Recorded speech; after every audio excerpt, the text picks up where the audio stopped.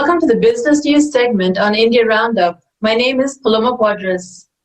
Quarterly goods and service tax returns to ease compliance from January.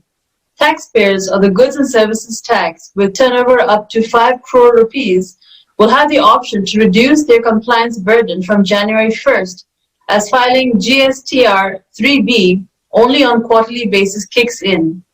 This is a change from the current filing of GSTR 3B on a monthly basis along with payment of taxes. This means that instead of the mandatory 16 returns that need to be filed each year, the new system will provide for 8 returns. 92% or 9.4 lakhs registered GST taxpayers will be covered under this scheme. Currently, there are about 1.2 crore registered taxpayers, including 17 lakh composition dealers. Draft e-commerce policy, government considers new probe body. For the purpose of holistically inquiring into the violation of various laws for e-commerce entities and initiating action, the government may set up an investigative body if the Department for Promotion of Industry and Internal Trade adopts a draft policy. For players like Amazon and Flipkart, this may spell trouble owing to accusations by brick-and-mortar players for resorting to predatory pricing by offering discounts through sellers on their platforms, resulting in a violation of the FDI rules. However, the e-commerce players have denied the charges.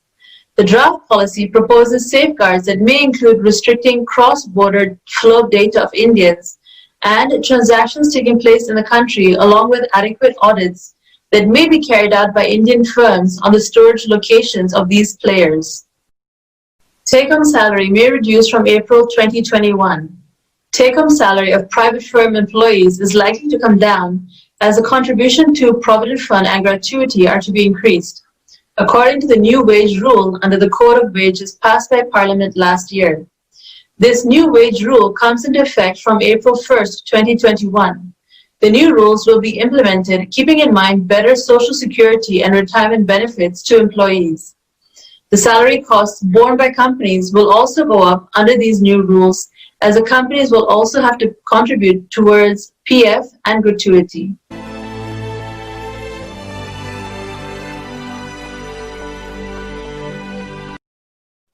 Saral Jeevan Bima, keeping it simple for first-time buyers. Making term life insurance affordable and available to all on the direction of the Insurance Regulatory and Development Authority of India, life insurers have come up with the standard term life insurance policy, Saral Jeevan Bima, that seeks to cater to the life insurance needs of an individual.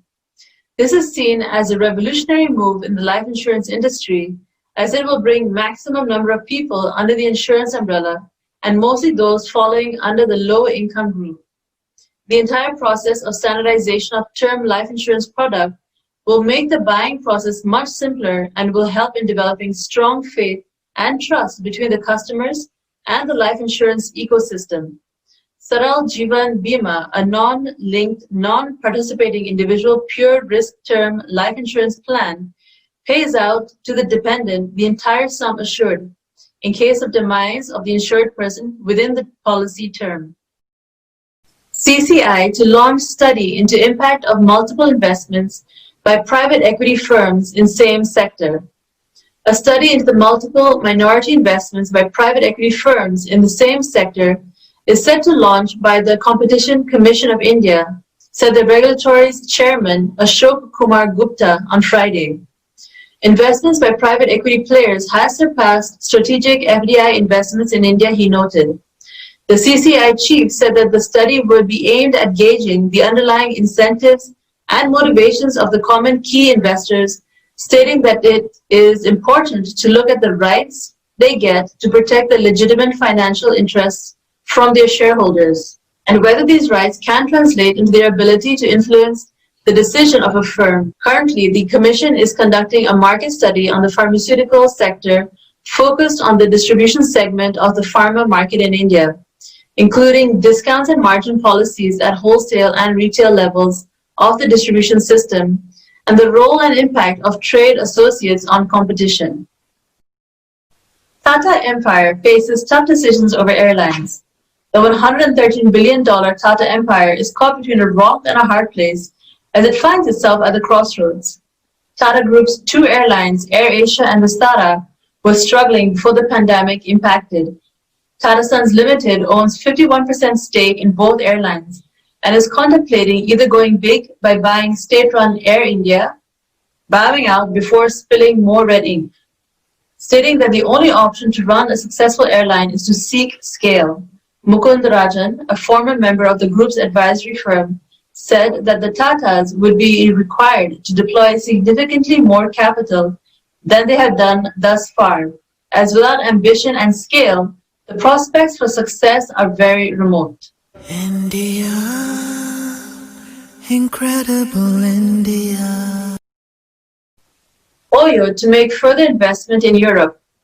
Oyo has invested around 350 to 400 million euros in Europe and will be making further investment, its CEO Ritesh Agarwal said on Thursday. These investments will be specifically into data sciences and AI-driven forward-looking intellectual property investments, as well as for merger and acquisitions, which will help grow the business, he added. Speaking at the Indian Symposium 2020, organized by the Institute of Chartered Accountants of India, ICAI, Netherlands chapter and Indian-Dutch Financial Corridor, IDFC, Agarwal said that in times to come, the innovative technology and the manpower that India has and the great depth of expertise that exists in Europe provide great opportunity to make investment in each other's geographies. Through the crisis, Europe has been the market that helped Oyo, especially in the peak summer season. Sovereign fund flow. India replaces China as the most sought-after destination. Sovereign wealth funds poured $14.8 billion into India, nearly 3 times more than what they invested in China in 2020, replacing China as the most sought-after destination for global sovereign wealth fund investment in the private sector.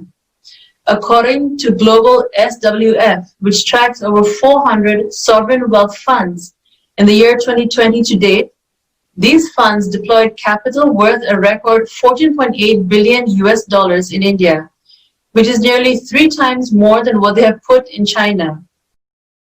Prime Minister Modi and Qatar emir decided to create task force for investments into India. India and Qatar came together to decide to set up a special task force to facilitate investments by the Qatar Investment Authority, part of India's ongoing outreach to key West Asian states to overcome the economic impact of the COVID-19 pandemic. Prime Minister Narendra Modi spoke on the telephone with the Emir of Qatar, Sheikh Tamim bin Hamad Al Thani, and the two leaders also looked to potential Qatari investments in the energy value chain in India.